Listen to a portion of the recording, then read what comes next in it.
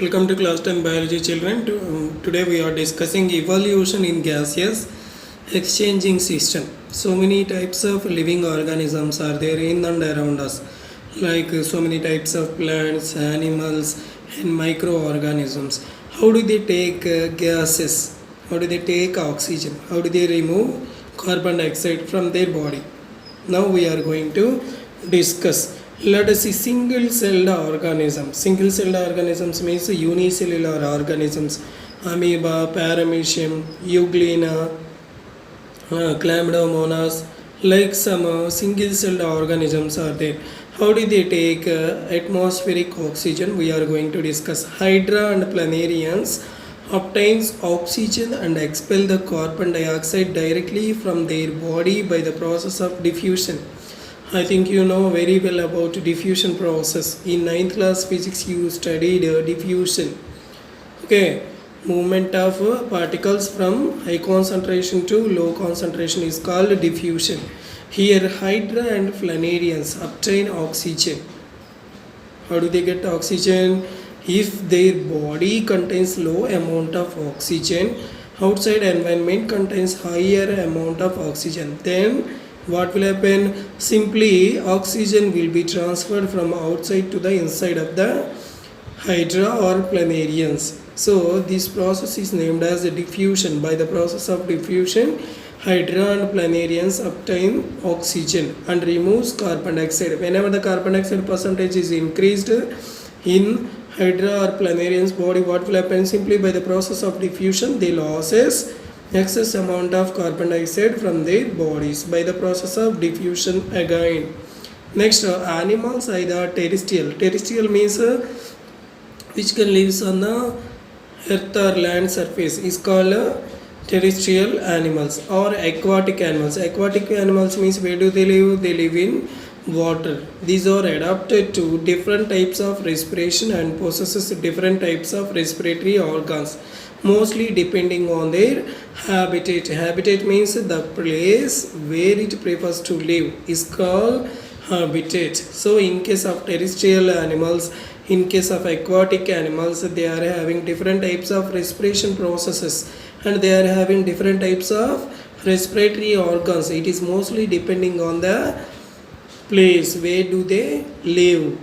Okay, let us see. Basing on the body size, availability of water and the type of their circulatory system, different types of gaseous exchanging systems are there in their bodies. Okay, so basing on the body size, availability of water, different types of circulatory systems are there. One more time we are going to recollect hydra and planarians. These both are single celled organisms. In these single celled organisms, taking of oxygen and removal of carbon dioxide can be done by the process of diffusion. Terrestrial animals, aquatic animals are shows different types of respiration processes and they are having different types of respiratory organs. It is mainly depending on the habitat. Next, body size, availability of water, these are also affects the gaseous exchanging system. Now we are going to discuss next one. See, in case of cockroaches, grasshopper, what do you know about these cockroach and grasshopper? These both are insects. In case of insects, there is a chance to see tracheal respiratory system in insects like cockroach and grasshopper. In tracheal respiratory system, it contains a series of tubes called trachea. For example, let us consider this diagram. Imagine this is a cockroach. Here there is a chance to see one tube. The tube is called trachea. This trachea is attached to a series of tubes. With the help of these series of tubes, it can get atmospheric oxygen and it removes carbon dioxide into the atmosphere. This type of respiration is called tracheal respiration. Where do we observe tracheal respiration? In cockroach, grasshopper, etc. Means in all the insects we can see tracheal respiratory system. Okay, in case of fishes, what do you know about fishes? Fishes are having gills for respiration, or these gills are also called branchiae. With the help of gills or branchiae, fishes can respire. Next, respiration through skin is called cutaneous respiration. Do you know frog? Frog can respire with its skin. So that type of respiration is called cutaneous respiration. For example, amphibian can respire through cutaneous and pulmonary respiration. Pulmonary respiration means if respiration done through lungs, then it is called pulmonary respiration. Okay, frog shows how many types of respirations? Two types of respirations. One is cutaneous respiration, next one is pulmonary respiration. Cutaneous respiration means it takes the atmospheric air and it removes the carbon dioxide through its skin, then it is called cutaneous respiration. Otherwise, if it uses its lungs to remove carbon dioxide and to get the oxygen, then it is called pulmonary respiration. Let us see, terrestrial animals like reptiles, birds and mammals respire through lungs. Terrestrial animals, these all they can live on the land surface. So these animals are called terrestrial animals. Example, reptiles. Reptiles means crocodiles or chameleons, etc. Next, birds. Do you know birds? Pigeon, crow, sparrow,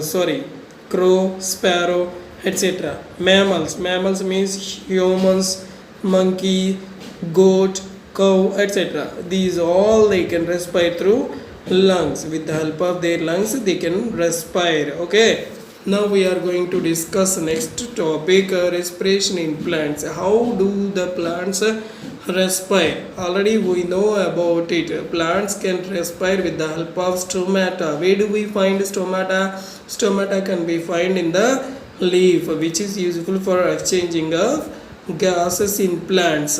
If you observe some plants, there is a chance to see some dotted like structures. Let us see here in this diagram, there is a chance to see some dot like structures in the stem, on the stem. So these dotted like structures are called lenticels. Lenticels, what they are called? Lenticels. With the help of these lenticels also some plants they can respire, but in our previous classes what we discussed, plants respires with the help of stomata only. If you observe the leaf under the electronic microscope, there is a chance to see respiratory organs like this. What do you know about this? These are stomata. Okay, next this is air space. Next this is water film. Some amount of water also we can see in the plant leaf. Some air spaces also we can see. Stomata. So this stomata is useful to take the oxygen and it is also useful to release the carbon dioxide. In the process of respiration, it is very important. In the process of respiration, plants also take oxygen like us and they remove carbon dioxide like us. But in the process of photosynthesis, plants takes carbon dioxide and releases oxygen. Okay, let us see. With the help of lenticels, what will happen? Some plants they can perform the respiration, but most of the plants they can perform respiration with the help of stomata.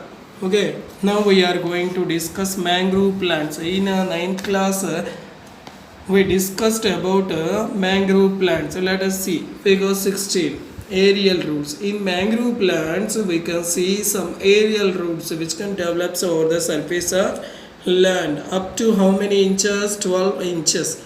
These roots are called pneumatophores or knees. What they call? Pneumatophores or knees. These are also useful for respiration in those plants. Where do we observe mangrove plants? Do you know Coringa ecosystem, which is near to the Vizag. It spreads nearly 150 kilometers. Where do we find this Coringa ecosystem? Near Vizag. It spreads near to the nearly 150 kilometers. If you goes to Hamsaladevi also we can see aerial roots, these mangrove plants and aerial roots also. Okay, So if you observe the tip of aerial root, for example, let us consider this is a root. At the tip of this root, there is a chance to see one pore.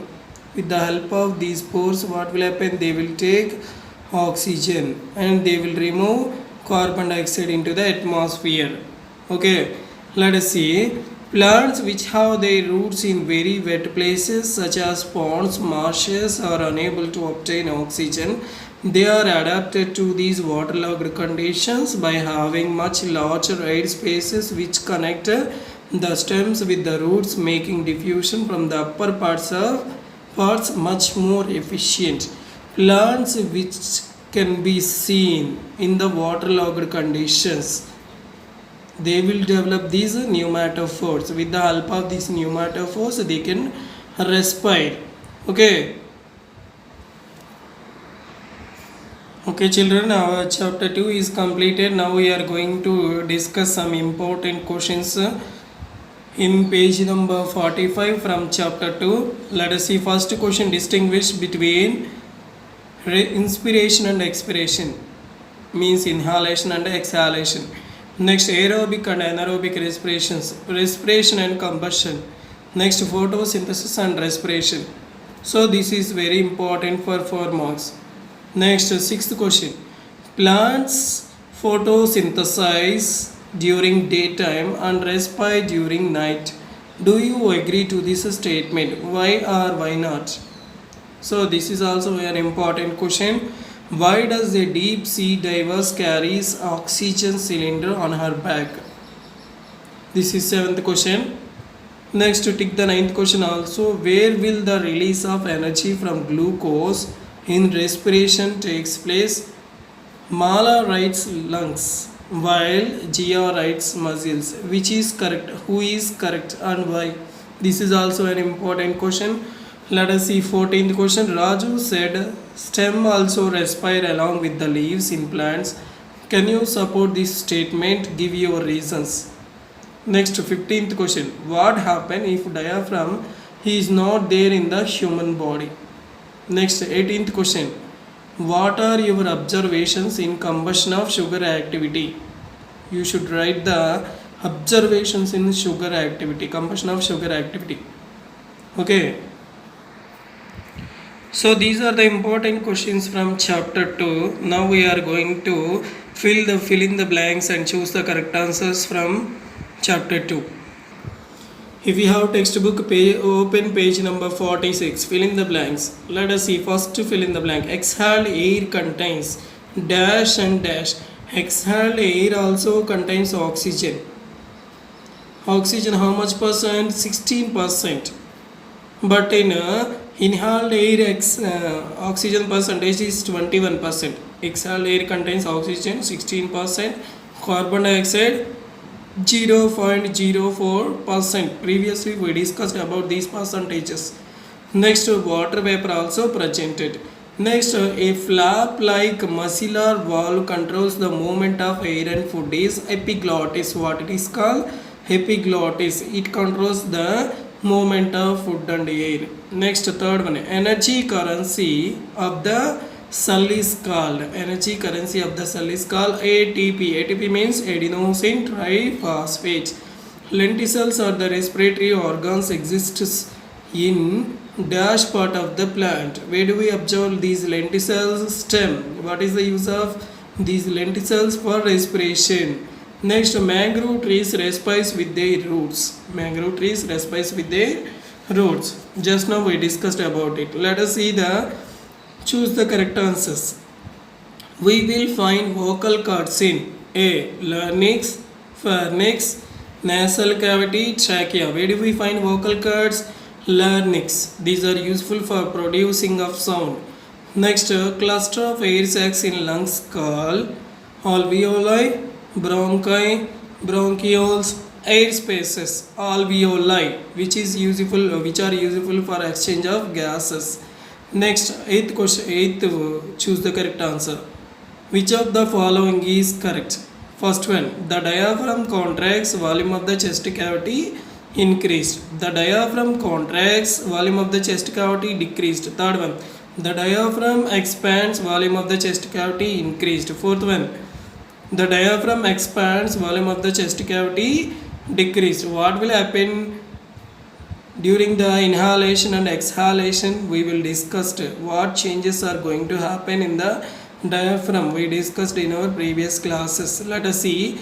Answer is the diaphragm contracts. When the diaphragm contracts, volume of the chest cavity is increased. Let us see. Ninth one, respiration is a catabolic process because of breakdown of complex food molecules. Okay, it is correct. Breakdown of complex food molecules can be done in the respiration process. Conversion of light energy, synthesis of chemical energy, energy storage, these all are wrong options. Let us see. 10th one, energy is stored in nucleus, wrong. Ribosomes, cell wall, these are also wrong. 9th class onwards we are discussing energy stored in mitochondria. Okay children, with this class our chapter 2 is completed. In our next class onwards we will try to discuss chapter 3. Thank you children.